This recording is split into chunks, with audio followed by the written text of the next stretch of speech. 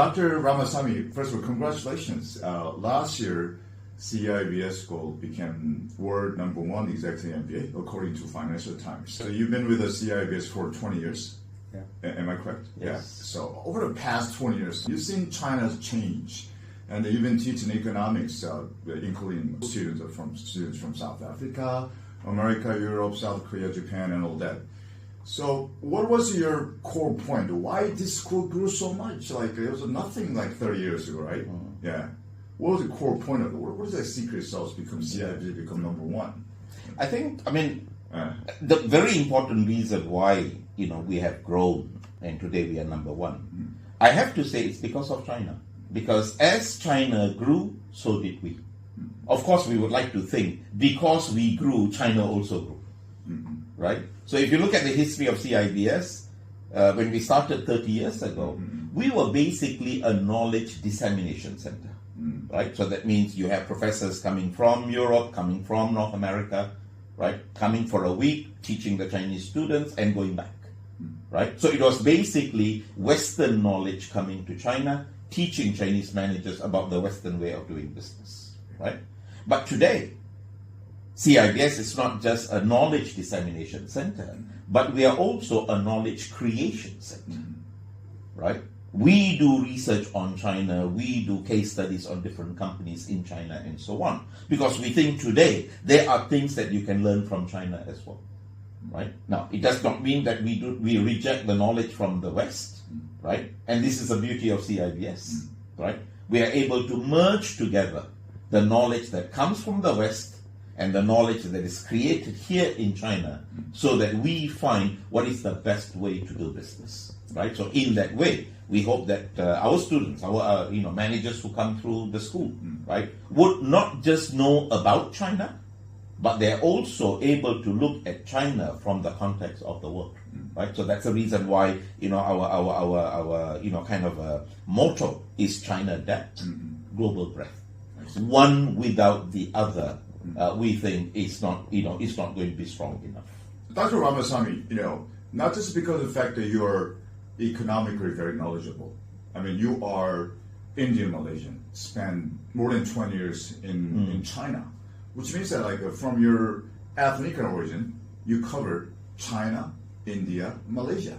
That means Chinese population is 1.5, India maybe 1.4. In Malaysia, it could be maybe like a 3.5 billion populations. It's very culturally diversified. You see Chinese leaders' development here. Nowadays we have a DeepSeek. DeepSeek founder is only 41 years old. He was born in 1983. And then he was locally raised here. So people say that the event of the DeepSeek just came out with that technology. So how do you see these leaders change? And a lot of leaders like Jack Ma, Tony Ma over here. And then nowadays we say that falling how that people born in the 80s, even people born in the 90s are leaders in China. What do you see that tendency? From poor China to now rising star, you've seen everything probably 20 years, right? Yeah.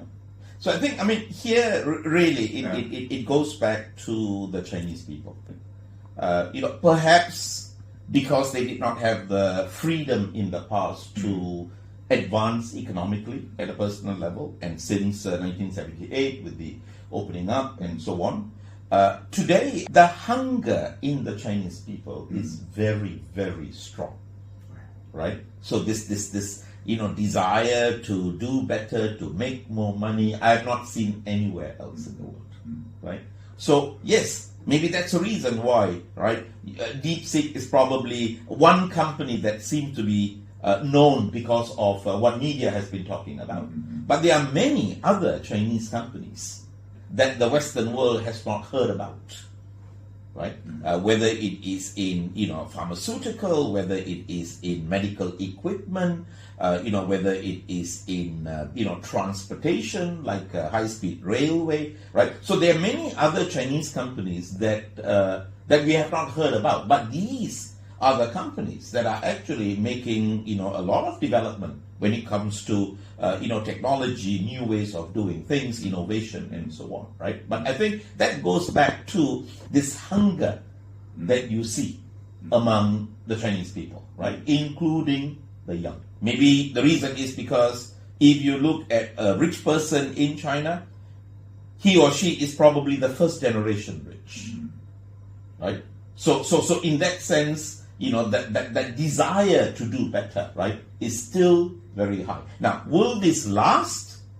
Of course, difficult to say, right? So over time, will this hunger kind of fade away? We look at other countries like Japan and so on. Yeah, that is a possibility, right? But of course, I do hope that this hunger, will remain, at least for the next 30 to 50 years, right? Because China still has 500 million people who are in the low income. Yeah, when it comes to like Japan, you just mentioned that countries like Japan, South Korea, a lot of East Asian countries and other countries, they're relying on export to China, U.S. So, the recent interview about a year ago, there was saying that one word, two systems, right? For not like China or the U.S., but the surrounding countries, heavily relying like a country like Germany is selling so many cars to China too. What's going to be your prediction? What's your suggestion? How they going to be not just black and white in a gray area where they can just balance between the U.S. and China so that they can prevent their economies falling down, sir? Yeah. In this case here, whether we talk about a political system, whether we talk about economic system, the purpose of the system, the objective of the system, is to make the life of people better, right? So if we are kind of stuck to one system and we want to defend the system because this is a system that we've been using for the last 100 years, whatever, right? Then I think we're missing the point. Okay. The point of a political and economic system is to make people's life better, right? So if it's going to be two systems, if it's going to be a new system, right? We have to look at the objective, right? If a new system is going to make people's life better, then we should be willing to give up our old ideology and move on to a new ideology. So, what do I see in the future? They are good in both systems, right? We know a free market system is good, right? But we also see from China, government intervention into the economy can also produce results, especially when you're developing, right? So in that sense, to me, if we are kind of immersed only in to make sure that the system that we have is the best system, then you are not open enough to new ideas, right? Because humanity grows. Humanity becomes more complex, complicated, right? So you cannot have one system that served you 100 years ago, right? And you want to hang on to that system, right? Then I think you are not going to reach this objective, or you don't care about the objective of making people's life better, right? If the free market system is going to end up with the rich people getting richer only, we have a problem too. Similarly, if a centrally planned system is going to slow down the progress of people, then that also is bad. Right? So I think this is where a combination of the system or a new system in total may have to come into place in the future. So to me, I don't look at whether it is free market or centrally planned. To me, what I'm interested in is whatever the system is, does it make the lives of people better? So we have to question other countries like U.S. If these countries are making people's life better, from your point of view. I agree with you.